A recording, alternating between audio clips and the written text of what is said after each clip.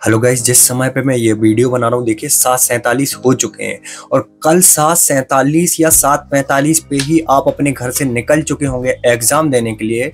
भले ही आपका 9 बजे एग्जाम है। क्यों बोल रहा हूँ? क्योंकि एमपी बोर्ड ने नई गाइडलाइंस जारी कर दी है जिसके अकॉर्डिंग आपको एग्जाम सेंटर पे 1 घंटे पहले पहुंचना अनिवार्य है और अपनी क्लास में आधे घंटे पहुंचना अनिवार्य है। तो बस आपके पास 12 से 14 घंटों का समय है और इन 14 घंटों में अगर आपको ये क्वेश्चन पेपर मिल गया ना, जैसे हो सकता है कुछ विद्यार्थी ऐसे होंगे जिनके पास ये क्वेश्चन पेपर 10 से 15 घंटे बाद जाएगा, 8 घंटे बाद जाएगा, 9 घंटे बाद जाएगा और कुछ विद्यार्थी ऐसे होंगे जिनके पास सिर्फ 2 मिनट पहले जाएगा। तो देखिए, सभी का ध्यान रखते हुए मैंने इस वीडियो को बनाया है। अगर आपके पास अभी आ गई है ना वीडियो तो आप बहुत लकी हैं, ठीक है। तो पूरा का पूरा क्वेश्चन पेपर मैं आपको बताने वाला हूँ इस वीडियो में। सबसे पहले तो आप ये पूरा क्वेश्चन पेपर देख लो, हिंदी वाले, इंग्लिश वाले, ठीक है। देखो, ये पूरा का पूरा जो क्वेश्चन पेपर है मैं आपको आज दिखाने वाला हूँ। संपूर्ण क्वेश्चन पेपर आपको बता दूंगा और सभी क्वेश्चन के जो आंसर हैं वो भी मैं आपको बता दूंगा, ठीक है। सो गाइस, अब बात करते हैं ऐसे विद्यार्थियों की जिनके पास भाई अभी तुरंत के तुरंत पेपर आया है, जैसे सुबह सुबह पेपर आ गया है और बस उनके पास टाइम नहीं बचा है, 10 से 15 मिनट का टाइम बचा है। अब ऐसे में क्या करें? तो ऐसे में जो ये क्वेश्चन पेपर है इसकी पीडीएफ और इसके जो सॉल्यूशन मैं बताने जा रहा हूँ इसकी पीडीएफ, दोनों को पीडीएफ मैंने प्रोवाइड करा दी है। बट ऐसे विद्यार्थियों के लिए जिनके पास बिल्कुल भी अब टाइम नहीं बचा है, वो वीडियो नहीं देख सकते। तो उनको क्या करना होगा? सबसे पहले अपने मोबाइल में यहाँ पे लिखना होगा एमपी बोर्ड क्लास 12। ध्यान से देखना, एमपी बोर्ड क्लास 12 सेट ए केमिस्ट्री पेपर, ठीक है। एमपी बोर्ड क्लास 12 सेट ए केमिस्ट्री पेपर, बस इतना लिख करके आपको सर्च करना होगा। इतना लिख करके सर्च करने के बाद आपको यहाँ पे स्क्रॉल करके नीचे आना होगा, ठीक है। नीचे आने के बाद देखिए studynotespj.com आपको दिखेगा। ध्यान से देखना, ये स्टेप सबसे महत्वपूर्ण है। studynotespj.com दिखेगा, पीले कलर का लोगो दिखेगा, इस पे आपको क्लिक कर देना होगा, ठीक है। इस पे क्लिक करने के बाद आपको देखिएगा यहाँ पे साफ साफ लिखा हुआ है सेट ए का ये पेपर है, ठीक है। सेट ए का पेपर है और देखिए पूरा पेपर डला हुआ है। यहाँ पे देखिए, यहाँ पे देख सकते हैं आप, पूरा का पूरा पेपर यहाँ पे डला हुआ है ताकि आपको यहाँ पे समस्या ना हो। देखिए, हो सकता है आपके पास अभी अभी आया है पेपर और जस्ट आपको देने निकलना है, टाइम कम है, उस समय के लिए बता रहा हूँ। अब देखिए, सॉल्यूशन भी चाहिए अपन को। पेपर तो मिल गया, सॉल्यूशन कैसे मिलेगा? डाउनलोड पे आपको क्लिक कर देना है, बटन जो दिख रहा होगा ना डाउनलोड का, यहाँ पे सफेद कलर का डाउनलोड का बटन दिखेगा और 10 सेकंड का ये टाइमर चलेगा। अब देखिए, जो सबसे महत्वपूर्ण स्टेप है वो है आपका ऐड पे क्लिक करने वाला। तो किसी भी एक ऐड पे आपको क्लिक जरूर करना है जिससे कि यहाँ पे हमें थोड़ा सा यहाँ पे फाइनेंशियल हेल्प होगी और आपको हमेशा इसी प्रकार से सॉल्यूशन मिलता रहेगा। अदर यूट्यूबर्स की तरह आपको घुमाया नहीं जाएगा। देखिए, सॉल्यूशन की जो पीडीएफ है वो मैंने मोबाइल में डाउनलोड करके आपको बता दी है, पेपर आपको दिखा दिया है। तो बस अगर आपके पास कम टाइम है तो यहाँ पे रहिए और टाइम अच्छा है तो चलिए अपन चलते हैं और वीडियो में समझते हैं किस प्रकार से आपको इसको सॉल्व करना था, ठीक है। सो गाइस, जैसे ही पेपर मिलेगा सबसे पहले यहाँ पे रोल नंबर फिल कर लेना और कुछ इस प्रकार से पेपर रहेगा। चलिए अपन आगे बढ़ते हैं। यहाँ पे देखिए, सबसे पहले आप देखिएगा टोटल 7 आपके यहाँ पे रहेंगे सही विकल्प, ठीक है। टोटल 7 सही विकल्प रहेंगे कुछ इस प्रकार से। तो पहला जो अपना क्वेश्चन दिया गया है, देखिएगा यहाँ पे आइसोप्रोपिल एमीन है। तो आइसोप्रोपिल जो एमीन है वो है प्राथमिक एमीन। नेक्स्ट है आपका कौन सा अम्ल? विटामिन है, ठीक है।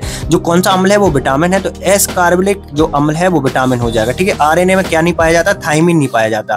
किन तत्वों में 5F स्तर तक यहाँ पे क्रमशः भरा रहता है? किन तत्वों में देखिए 5F स्तर तक भरा पाया जाता है? तो देखिएगा वो है आपका एक्टिनाइट, ठीक है। नेक्स्ट है आपका गैसों की, उसमें विलेयता का नियम क्या होगा? हेनरी का नियम होगा, ठीक है। वेल्लो गैसों की जो विलेयता का नियम है वो हेनरी ने दिया था। सेल स्थिरांक का फॉर्मूला आप सभी को याद होगा, L/A होता है, ठीक है, L/A। नेक्स्ट है आपका यहाँ पे देखिएगा अभिक्रिया की आणविकता का मान नहीं हो सकता, तो शून्य नहीं हो सकता, कभी भी याद रखिएगा, शून्य कभी नहीं होगा अभिक्रिया की आणविकता का मान। नेक्स्ट अपन देखेंगे रिक्त स्थान। रिक्त स्थान देखिएगा अंतरा संक्रमण तत्वों का सामान्यतः इलेक्ट्रॉनिक विन्यास क्या होता है? सो गाइस, ये जो क्वेश्चन है ना, यहाँ पे सही से दिखा देता हूँ, पहले तो आपको देख ही नहीं रहा था, सॉरी इसके लिए। यहाँ पे देखिए पहला जो दिया गया है अंतः संक्रमण तत्वों का सामान्यतः इलेक्ट्रॉनिक विन्यास क्या होता है? कमेंट करके बताना, ठीक है, क्या होता है। देखता हूँ कौन विद्यार्थी इसका सही आंसर देता है। यहाँ पे देखिए नेक्स्ट है आपका फार्मूला जो था, यहाँ पे अभिक्रिया थी, इसको संतुष्ट करना था, तो HN3 यहाँ पे फिल कर देंगे तो ये संतुष्ट हो जाएगी। नेक्स्ट है आपका हीमोग्लोबिन का आयरन जो है वो संकुल होता है।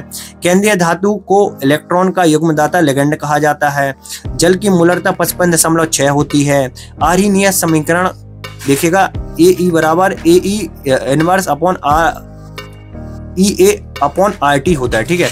नेक्स्ट है आपका यहाँ पे देखिए ये फार्मूला है जो यहाँ पे अभिक्रिया दी गई है, CH3CH12 जो क्या कहलाती है? जैम कहलाती है, ठीक है, जैम हैलाइड कहलाती है, ठीक है। इसके बाद नेक्स्ट है आपका यहाँ पे देखिएगा सही जोड़ियों का आपको मिलान करना था। तो देखिएगा पहली जो सही जोड़ी है आपकी, तो पहली जो सही जोड़ी है इसका जो आपको मिलान करना है यहाँ पे देखिएगा प्लेटिनम धातु से करना है। जाई से लवण जो है आपका हो जाएगा यहाँ पे, देखिएगा कुछ इस प्रकार से ये जो दिया गया है समीकरण। नेक्स्ट आपका कास्ट स्प्रिंग जो है आपका यहाँ पे हो जाएगा यहाँ पे मेथिल एल्कोहल विस्फोटक, ठीक है। विस्फोटक जो है आपका यहाँ पे हो जाएगा TNT। स्टार्च जो है आपका यहाँ पे हो जाएगा यहाँ पे देखिएगा पॉलीसैकेराइड। विटामिन के जो है आपका यहाँ पे हो जाएगा यहाँ पे विटामिन के जो है आपका वो देखिएगा रक्त का थक्का जमना। हिंसबर्ग अभिकर्मक जो है आपका यहाँ पे हो जाएगा लास्ट जो आपका बचा हुआ है, तो वो आपको यहाँ पे C6H5SO2Cl जो है एकदम करेक्ट हो जाएगा। नेक्स्ट आपका जंग का रासायनिक सूत्र, तो जो ये देख लीजिए कुछ इस प्रकार से Fe2O3 इंटू में आपका हो जाएगा, ठीक है। नेक्स्ट आपका यहाँ पे देखिएगा डी ब्लॉक के कौन से तत्व संक्रमण तत्व नहीं कहलाते, तो Zn जो है जिंक कोबाल्ट और जो है आपका यहाँ पे ये जो है डी ब्लॉक के तत्व जो है आपके संक्रमण तत्व नहीं कहलाते। क्लोरोफ्लोरो कार्बन जो है आपका यहाँ पे फ्रियान कहलाता है। शुद्ध कार्बोफॉर्म को पहचान के यहाँ पे AgNO3 से करी जाती है। बेंजीन डाई एजोनियम क्लोराइड का सूत्र C6H5N2Cl हो जाता है। अमीनो अम्लों को आपस में कौन सा बंध जोड़ता है, पेप्टाइड बंध जोड़ता है। मह की लार में कौन सा एंजाइम पाया जाता है, टाइलिन एंजाइम पाया जाता है, ठीक है। तो कुछ इस प्रकार से आपके एक वाक्य एक शब्द में हो जाएंगे। इसके बाद देखिएगा नेक्स्ट है आपका यहाँ पे राउल्ट का नियम आपको लिखना था, 2 अंक का क्वेश्चन है, ये आपको खुद से करना है राउल्ट का नियम, ठीक है। राउल्ट का नियम सभी से बनेगा। नेक्स्ट है आपका यहाँ पे किन परिस्थितियों में डेल सेल व यहाँ पे डेल RG शून्य होते हैं, तो चलिए वो परिस्थितियां आपको बता देते। सो गाइस देखिएगा जब सेल अभिक्रिया साम्यावस्था में होती है तब यहाँ पे डेल सेल और जो डेल RG है वो यहाँ पे शून्य होता है, ठीक है। सातवां देखिए द्वितीय कोटि की जो अभिक्रिया है वो यहाँ पे वेग को कैसे प्रभावित करेगी और अभिकारक की यहाँ पे सांद्रता को जब दोगुना कर दिया जाए या फिर आधा कर दिया जाए, ठीक है। तो देखिएगा यहाँ पे मैं आपको बता देता हूँ। देखिए जब अभिकारक की सांद्रता को यहाँ पे दोगुना कर दिया जाएगा तो कुछ इस प्रकार से प्रभावित करेगी, ठीक है। और अगर आधा कर दिया जाएगा तो कुछ इस प्रकार से प्रभावित करेगी। तो यहाँ पे जो है ये समीकरण आपको पूरा बनाना होगा। नेक्स्ट आप देखिएगा 8वां लिगेंड का बंधन समवायता और उपसहयोजी यौगिकों को समझाना है, ठीक है। लिगेंड की जो है आपके, ठीक है। तो यहाँ पे देखिएगा लिगेंज जो होता है ना उसकी, तो लिगेंज का जो आंसर है वो कुछ इस प्रकार से आपका हो जाएगा, ठीक है। इसका आंसर आप देख लीजिए, कुछ इस प्रकार से जो समवायता है उसको समझा दिया गया है, ठीक है। इसका आंसर आप देख लीजिए, यहाँ पे मैं थोड़ा सा यहाँ पे स्क्रीन पे प्रदर्शित कर देता हूँ, ठीक है। इसके बाद है आपका 9वां क्वेश्चन, देखिए कार्बधात्विक यौगिक क्या होते हैं, एक उदाहरण आपको बताना था, ठीक है। कार्बधात्विक यौगिक क्या होते हैं, तो देखिए क्या होते हैं, यहाँ पे देखिएगा वे यौगिक जिनमें कार्बन समूहों के कार्बन परमाणु धातु परमाणुओं से आबंधित हो उन्हें कार्बधात्विक यौगिक कहते हैं। उदाहरण आप देख लीजिए, ठीक है। नेक्स्ट है आपका यहाँ पे 10वां देखिएगा कुछ इस प्रकार से ऐसे 2 अभिकर्मकों के नाम लिखने थे जो एल्डिहाइड से क्रिया करते हो, ठीक है। तो 2 अभिकर्मक कौन कौन से हो जाएंगे, एक हो जाएगा आपका टालेन अभिकर्मक, एक हो जाएगा यहाँ पे फेल लिंग विलयन, ठीक है, कुछ इस प्रकार से। सो गाइस चलिए आगे बढ़ते हैं और जो क्वेश्चंस आपके दिए गए हैं उनको देख लेते हैं। क्वेश्चन नंबर 11वां देखेंगे हम, ठीक है। 11वें का आंसर 11वां जो दिया गया है यहाँ पे देखिएगा निम्न अभिक्रिया को हमें समीकरण करना था। एक है ब्रोमीन जल और दूसरा है आपका यहाँ पे कार्बनिक यहाँ पे डाई सल्फाइड, ठीक है। इनका समीकरण हमें देना था।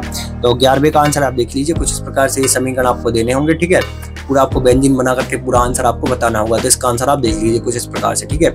इसके बाद देखिएगा अपन आगे बढ़ते हैं। एंजाइम क्या है, ठीक है। एंजाइम क्या है यहाँ पे देखिए, एंजाइम क्या है और 2 उदाहरण सहित इनके कार्य लिखने थे, ठीक है। तो एंजाइम क्या है ये देखिए और इसके 2 उदाहरण देख लीजिए, ठीक है। एंजाइम क्या है और 2 उदाहरण आप देख सकते हैं। नेक्स्ट है आपका यहाँ पे देखिएगा आदर्श व अनादर्श गैसों में अंतर। ये क्वेश्चन सबसे बनेगा बट आंसर बताना मेरा कर्तव्य है, सो आंसर आप देख लीजिए, ठीक है। आदर्श गैसों और अनादर्श गैसों में अंतर आप देख सकते हैं, ठीक है। आदर्श गैसों और अनादर्श गैसों में अंतर। नेक्स्ट आपका 14वां क्वेश्चन, अभिक्रिया दर व स्थिरांक में कोई 4 अंतर। तो चलिए आपको अभिक्रिया दर और स्थिरांक में 4 अंतर दिखा देते हैं। देखिएगा कुछ इस प्रकार से अभिक्रिया दर और स्थिरांक में कोई 4 अंतर आप देख सकते हैं, ठीक है। अभिक्रिया दर और स्थिरांक में 4 अंतर। नेक्स्ट है आपका देखिएगा यहाँ पे पोटेशियम परमैंगनेट अम्ल माध्यम में कोई 3 ऑक्सीकरण गुणों को समझाना था, ठीक है। और अथवा में आप देखिएगा यहाँ पे दिया गया है संक्रमण तत्व रंगीन यौगिक क्यों होते हैं। यहाँ पे अथवा में जो दिया गया था यही है, यौगिक क्यों बनाते हैं, ठीक है। और यहाँ पे कारण स्पष्ट करके बताना है। तो अथवा का आंसर अपन देख लेते हैं, ठीक है। यौगिक क्यों बनाते हैं कुछ इस प्रकार से आपको यहाँ पे बताना होगा। पहले कारण, इसके बाद जो यहाँ पे इलेक्ट्रॉनिक विन्यास है वो खोल के दिखाने होंगे, फिर कुछ इस प्रकार से पूरा आपको यहाँ पे लिखना होगा, ठीक है। तो ये पूरी प्रक्रिया थी, ठीक है। इसके बाद देखिएगा यहाँ पे लास्ट जो यहाँ पे 15वां क्वेश्चन है आपका, तो यहाँ पे जो है यहाँ पे देखिएगा ये 15वां जो है मैं आपको बता चुका हूँ। इसके बाद 16वां देखिए, प्राथमिक द्वितीयक व तृतीयक एल्कोहल में निम्न बिंदुओं के अंतर बताने थे, एक ऑक्सीकरण और एक विहाइड्रोजनीकरण। ठीक है, तो ऑक्सीकरण पर देखिए कुछ इस प्रकार से हो जाएगा। ठीक है, ऑक्सीकरण पर, और विहाइड्रोजनीकरण पर कुछ इस प्रकार से हो जाएगा। ठीक है, दोनों देख लीजिए आप, विहाइड्रोजनीकरण और ऑक्सीकरण। इसके बाद है आपका 17वां। सो गाइस यहाँ पे 17वां जो है यहाँ पे फ्रीडल क्राफ्ट अभिक्रिया और हेलोफॉर्म अभिक्रिया बतानी है। ठीक है, सो यहाँ पे देखिए फ्रीडल क्राफ्ट हेलोफॉर्म अभिक्रिया देख लीजिए, देखिए कुछ इस प्रकार से हेलोफॉर्म अभिक्रिया। ठीक है, और फ्रीडल क्राफ्ट अपने से करना है। ठीक है, 18वां देखिएगा, गैल्वेनीकरण सेल क्या है और इसकी क्रियाविधि को हमें समझाना था उदाहरण देकर। तो गैल्वेनीकरण सेल क्या है, यहाँ पे देखिए ये क्वेश्चन है और कार्यविधि देखिए। ठीक है, इसके बाद ये सेल का चित्र देख लीजिए कुछ इस प्रकार से, इसका वर्णन देख लीजिए। ठीक है, कुछ इस प्रकार से वर्णन हो जाएगा। फिर अपन आगे बढ़ते हैं। यहाँ पे देखिए ये पूरा आपको यहाँ पे फिर इसके बाद सेल का यहाँ पे पूरा वर्णन आपको करना होगा। ठीक है, अपनी भाषा में, तो ये वर्णन देख लें। ठीक है, इसके बाद है आपका 19वां। ठीक है, 19वां जो है कोल्लास का नियम आपको लिखना था। ठीक है, कोल्लास का नियम और इसके 2 अनुप्रयोग को आपको बताना था।